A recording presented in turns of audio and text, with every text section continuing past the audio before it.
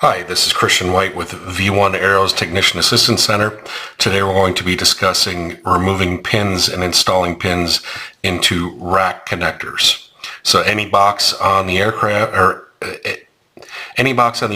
that slides into a rack is going to have a similar connector installed. Some may be multiple, may have up to 6 of these in different areas.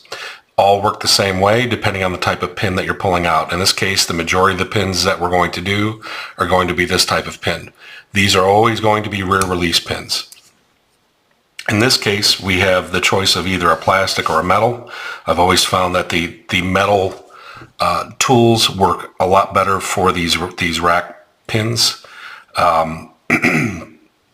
These can be a little tricky sometimes. Sometimes you have to kind of play around with them like you're picking a lock. So in this case, we're going to take it.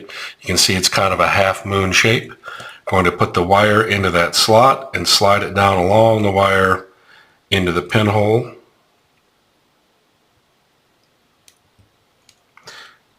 Which is easier said than done.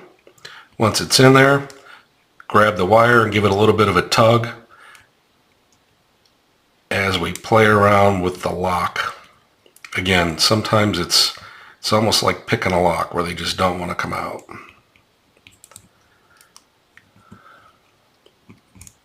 There we go. And then it pops out. And then to put it back in, we use the opposite side, in this case to be the colored side. Going to slide the wire into that half moon slot so that our pin's just at the tip of the tool. And we're going to put it in. Sometimes you can just push them in with the wire and take the tool, push it down until you feel and hear an audible click, and then give the wire a tug, and then the pin's reinserted.